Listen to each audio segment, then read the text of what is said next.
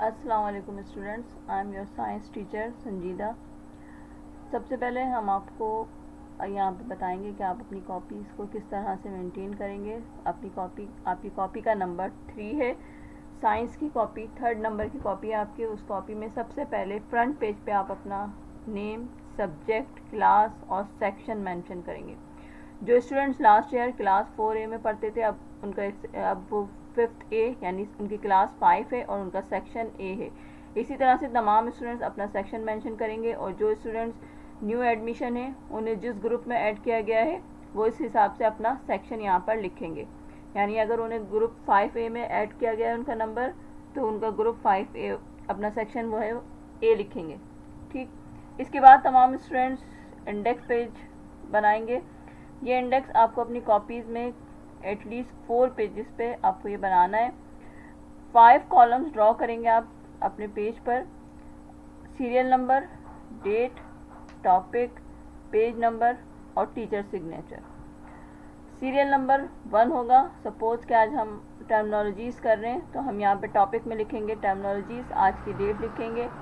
Page number आप अपनी पूरी कॉपी पे नंबरिंग करेंगे। वो पेज जहाँ पर आपने टर्मिनोलॉजीज़ की होगी वो पेज नंबर आप यहाँ पर मेंशन करेंगे। इसी तरह से हम जितना काम करते जाएंगे, क्वेश्चन आंसर कर रहे हैं या फिल इन द ब्लैंक्स कर रहे हैं, चूज द बेस्ट आंसर कर रहे हैं, जो भी हम वर्क कर रहे होंगे वो हम टॉपिक में मेंशन करेंगे और जिस डेट में हमने किया होगा वो डेट हम यहाँ मेंशन करेंगे और जिस पेज पर आपने वो वर्क किया है वो पेज आप यहाँ पर मेंशन कर देंगे। 4 पेजेस पे आपने इंडेक्स बनाया। उसके बाद टाइटल पेज बनाएंगे। First term month of June. Next title page, उस पर आप लिखेंगे आप फर्स्ट आपका जो यूनिट है, आप अपनी सिलेबस बुक में भी देख सकते हैं कि किस मंथ में आपको कौन सा चैप्टर पढ़ना है। मंथ ऑफ जून में हमें यूनिट नंबर 3 पढ़ना है, द प्लांट वर्ल्ड। इसका कंटेंट भी हमने यहाँ मेंशन कर दिया है कि आपको इस चैप्टर से रिलेटेड कितना वर्क करना है। Terminologies, question answer, fill in the blanks, 1 word answer, choose the correct answer और एक्टिविटी। ये तमाम वर्क आपको इस चैप्टर से रिलेटेड करना है। अब स्टार्ट करते हैं हम यहाँ पर अपनी एक्सप्लेनेशन। तमाम स्टूडेंट्स अपनी बुक्स में से भी देख सकते हैं और यहाँ पर हम स्क्रीन भी शेयर कर रहे हैं तो आप वहाँ पे भी देख सकते हैं कि सबसे पहले द प्लांट वर्ल्ड यानी जितने भी प्लांट्स, जितने भी टाइप्स ऑफ प्लांट्स हैं, 9 मिलियंस अप्रोक्स इतनी टाइप्स हैं प्लांट्स की। उन तमाम प्लांट्स को हम एट अ टाइम स्टडी नहीं कर सकते, यानी हम तमाम प्लांट्स को स्टडी नहीं कर सकते, तो हमने उन प्लांट्स को क्लासीफाई कर दिया है।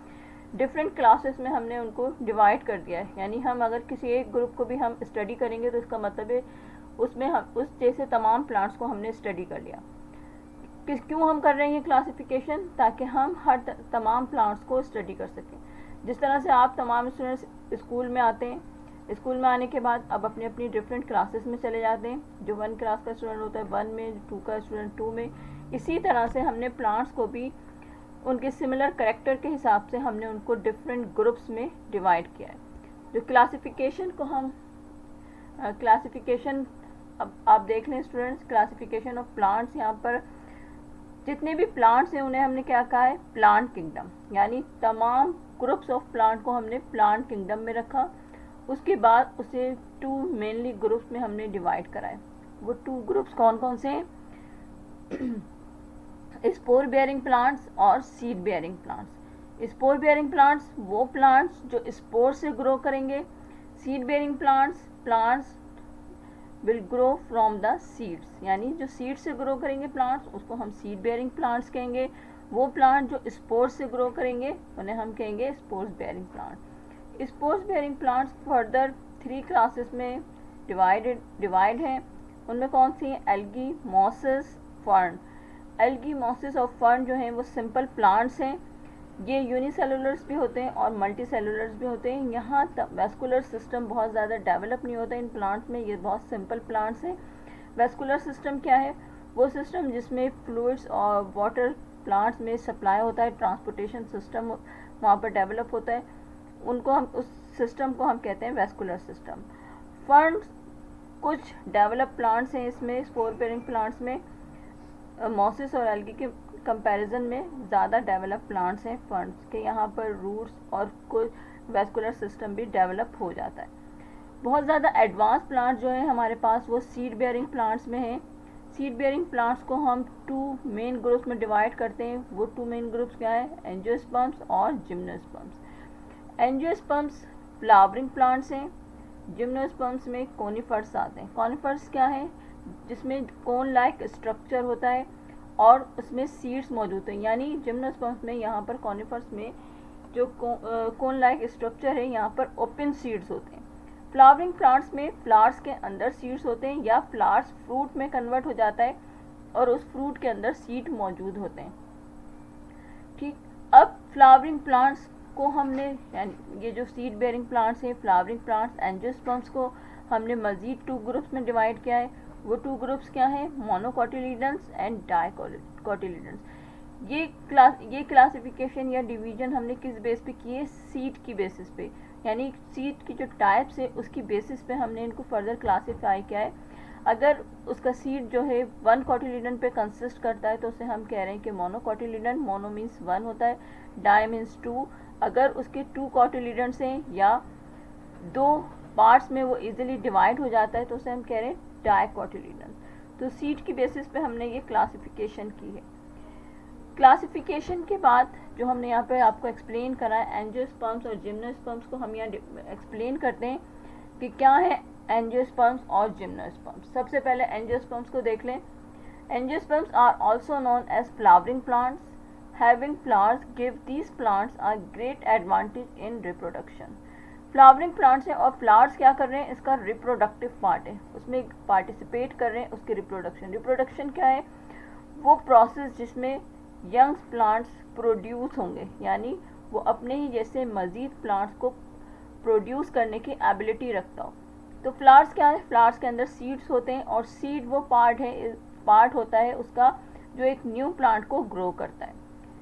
ठीक, small elements and then scatter the seed. और अब ये सीड किस तरह से एक जगह से दूसरी जगह जाएंगे, उसके डिफरेंट मेथड्स और डिफरेंट वेज हैं, इन्हें हम आगे भी डिस्कस करेंगे। अब वो एनिमल्स भी होते हैं। अगर हम फ्लावर्स की बात करें एंजियोस्पर्म्स की, तो डिफरेंट इंसेक्ट और एनिमल्स जो है उनसे अट्रैक्ट होते हैं उनके कलर्स की वजह से, जो सीड को स्कैटरिंग करने का या सीड को फैलाने का भी सबब बनते हैं।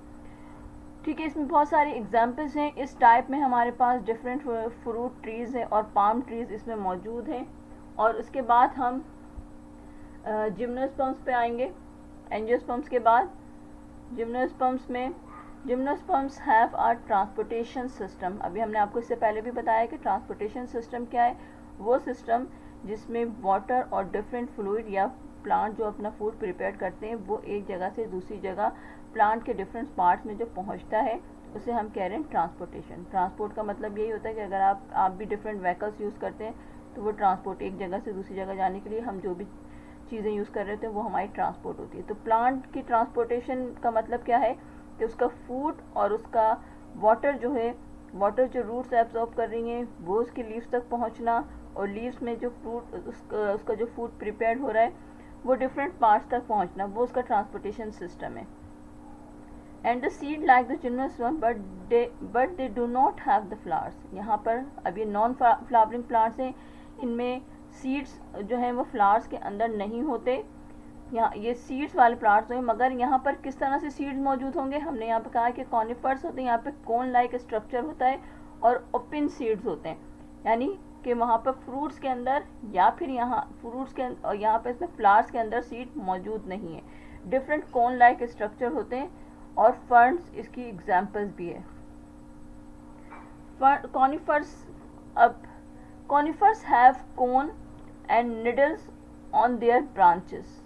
दे आर एवरग्रीन्स। ये ज़्यादातर, ये हमेशा जो है एवरग्रीन रहते हैं और इनका कोन लाइक स्ट्रक्चर होता है, निडल लाइक स्ट्रक्चर होता है, which means they keep their needles all year round even in winter. यानी विंटर में भी पूरे साल ये कोन्स लाइक स्ट्रक्चर इसका मौजूद रहता है, यानी ऑल द ईयर, पूरे साल, यानी विंटर हो समर हो, इसका कोन लाइक स्ट्रक्चर। और इसमें इसके जो सीड्स हैं वो किस तरह से ओपन सीड हैं, आपको यहाँ पे नज़र भी आ रहा है पाइन ट्री, आप उसमें देख सकते हैं ये जो कोन्स लाइक स्ट्रक्चर बने हुए हैं ये इसके सीड्स हैं। ठीक है स्टूडेंट्स, यहाँ तक हम अपना आज का लेक्चर यहीं तक रखते हैं। I hope you understand. अल्लाह हाफिज़।